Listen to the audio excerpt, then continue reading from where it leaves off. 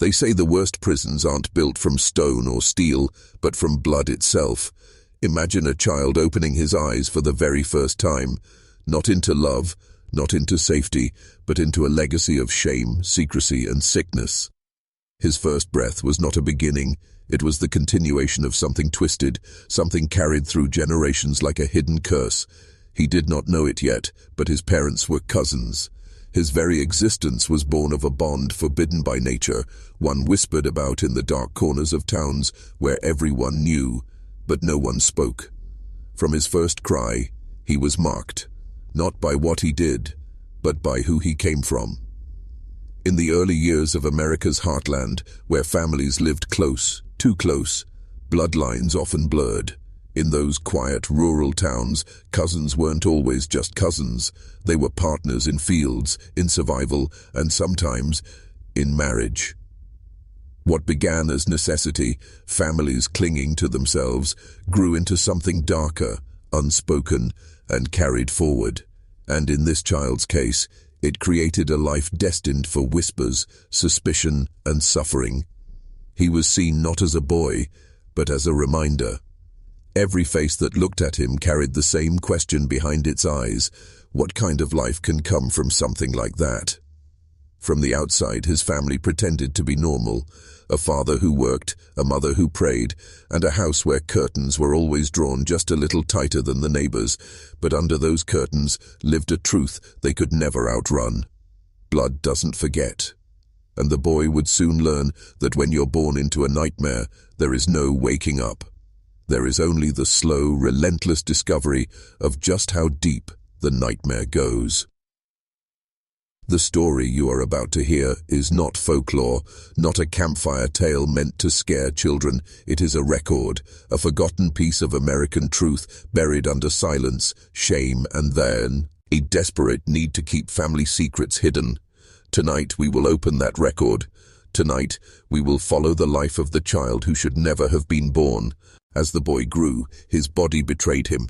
It was in the way his bones bent a little differently, the way his shoulders sloped, the way his eyes carried a distant look, even when he was barely old enough to understand what distance meant. Neighbors whispered, and when children in town mocked him, their parents scolded them in public, then whispered the same words behind closed doors. He became the vessel of suspicion, the physical reminder of what happens when a family line turns inward on itself. Every crooked smile, every stumble on uneven ground seemed to confirm the curse stamped into his blood. His mother tried to shield him. She dressed him carefully, combed his hair as though neatness could erase bloodlines. She prayed louder, longer, begging God to make the boy whole, to make him normal. But prayer cannot rewire what is already written in the flesh. And his father, his silence was louder than any prayer. He rarely looked at his son directly, as though facing him would mean facing himself. He knew the truth, that the boy's struggles, the boy's crookedness, were not God's doing. They were his own. It was not uncommon back then for families to conceal what we now call defects or disorders. A child who stumbled too much was called clumsy. A child who couldn't read was called lazy. But beneath those labels lay something far darker, generations of choices that refused to break away from themselves. In towns across America, stories like his existed, but were rarely told. They were passed in murmurs, never in daylight, and so the boy lived in a world that denied him while quietly defining him at the same time. He grew to understand he was different, not because he was told, but because the world showed him. In the stares that lingered too long, in the cousins who would not play with him though they were family too, in the church pews where silence gathered around his name. The boy learned early that he was not innocent, even if he had done nothing wrong. His crime was existence itself. Every family carries secrets, but his was stitched directly into his skin. He was not just his parents' child, he was their shame. And as he walked through childhood, the weight of their choices dragged behind him like chains no one else could see. There comes a moment in every child's life when innocence dies. For him, it wasn't the usual way. No harsh word from a teacher, no scraped knee on a summer road. It was a discovery, slow and suffocating, that the very people who gave him life were also the source of his curse. He began to hear things not meant for him, snatches of conversation at the table, whispers between relatives when they thought he was asleep, words like kin and blood and too close. At first, they meant nothing. But children are sharper than adults believe. He began to piece the fragments together until the image was clear enough to scar him forever. His parents were not simply husband and wife, they were cousins. They had known each other their whole lives, raised in the same family circle, sharing grandparents, stories, blood. What they did was not rare in the silence of rural America, but it was still a boundary that should never have been crossed, and he, their son, was the living proof of that crossing. His blood was a closed loop, his very body a reminder of what happens when lines collapse inward. Imagine what it means for a child to learn that his deformities, his struggles, his difference are not accidents of nature, but choices made by those who should have protected him. Imagine knowing that your suffering was not just fate, but will. His trust cracked that day, though he never said the words aloud. Because what child dares to confront the truth when the truth is the people who raise you? It haunted him like a shadow. At school, when he stumbled over a word, he felt every eye judging not just him, but his parents. At church, when the pastor preached about sins that bring curses upon generations, he felt the sermon piercing through his skin, and in the silence of his room, staring at the cracks in the ceiling, he asked questions no child should have to ask. Why did they do that? Why did they create me, knowing what I would become? This was not just a child's burden. It was the continuation of something older, a pattern passed through generations. In his bloodline, cousins had married cousins before. Whispers suggested it had been happening longer than anyone cared to admit. He was not the first, but he might be the one who carried it the heaviest because he could see it for what it was, a nightmare disguised as tradition. By adolescence, the boy had stopped expecting kindness. He carried himself like someone already guilty, his shoulders hunched, his gaze lowered. When you grow up as the subject of whispered curses, you begin to believe them yourself. And he did. Every stumble became evidence, every mistake confirmation that he was less than whole. The cruelest part was not the way others saw him, but the way he began to see himself. He was not a boy searching for a future. He was a mistake walking through time, waiting for his body to betray him further. His mother's prayers grew more desperate as he entered those years. She clung to him tighter, as though her touch alone could pull him out of the blood he was born into. But he noticed the cracks, the way she avoided family gatherings, the way her hands trembled when other relatives looked at him too long. Even she could not escape the truth. She wanted to love him as her son, but sometimes her eyes betrayed something else: pity, sorrow, maybe even regret. His father sank further into silence. Some nights the boy would hear him sitting outside, drinking until his chair creaked under the weight of it. He never spoke of the choice he made, never admitted the bloodline they had crossed, but in that silence lay an unspoken confession. The boy felt it every time his father turned his face away. He was the result of a sin no one wanted to name. The town didn't forget. Teenagers whispered stories about him at the edge of the schoolyard, some cruel, some curious. "That's the cousin child," they'd say, as though his name was irrelevant. He became more legend than person, his life reduced to the scandal that created him. For some, he was a cautionary tale. For others, he was just entertainment. But for him, it was a prison he couldn't escape. He wasn't living a life. He was serving a sentence written before he was born.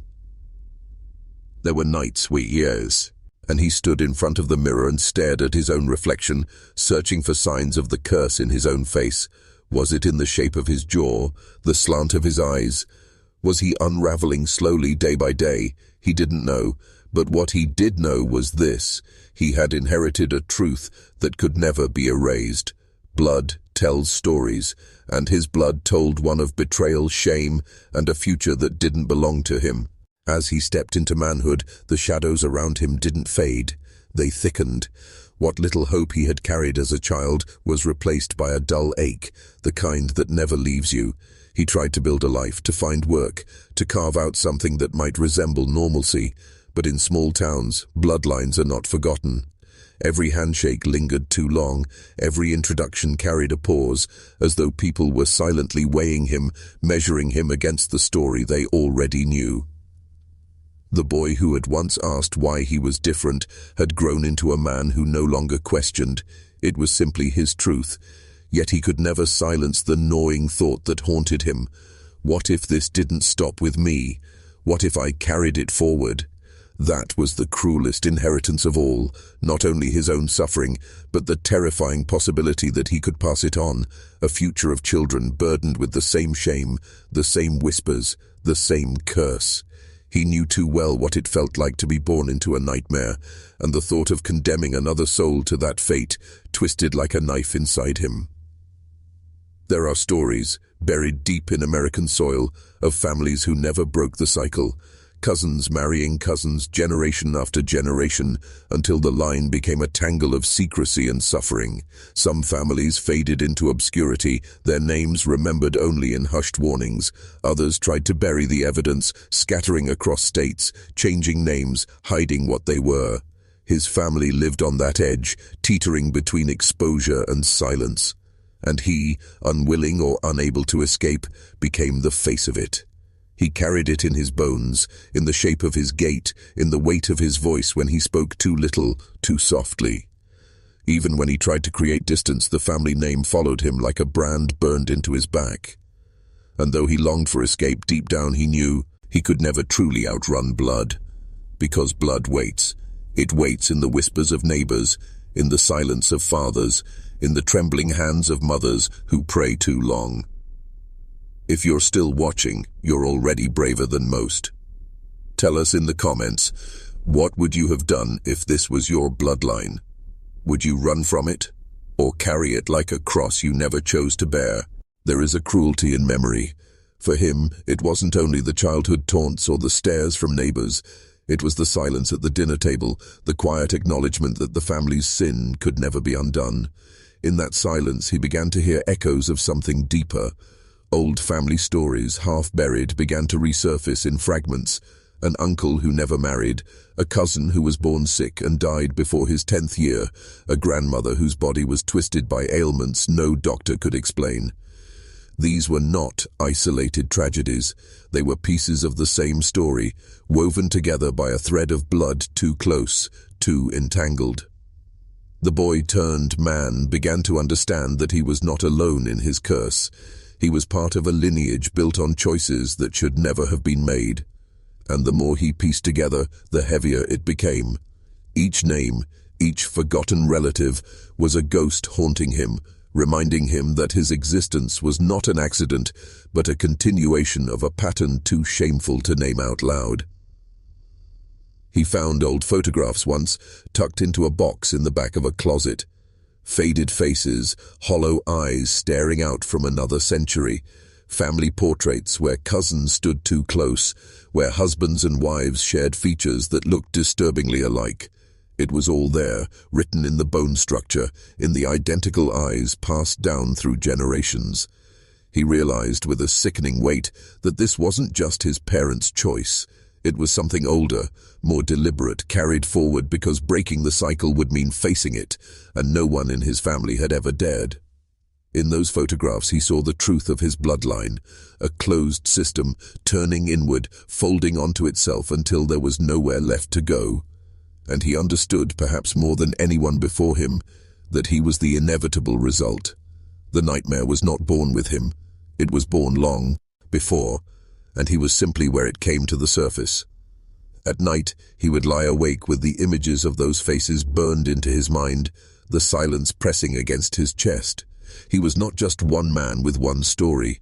He was a vessel carrying centuries of mistakes, secrets, and sins that refused to stay buried. And though no one would ever say it to his face, he knew the truth. He was the evidence. With time, his body began to betray him in ways he had feared since childhood. The aches came first, sharp and unexplainable, spreading through joints that should have been young and strong. His vision blurred, his balance faltered. Doctors gave names to his conditions, long words that felt more like punishments than diagnoses. But beneath the medical terms, he heard the whisper of what he had always known. This was not random. This was blood, closing in on itself, expressing what had been buried for generations. Each visit to the clinic felt like a ritual of humiliation. The doctors asked questions about his family history, questions he could not answer without exposing the truth. He learned to lie, to invent stories of distant relatives and vague ailments, because telling the truth meant exposing everything.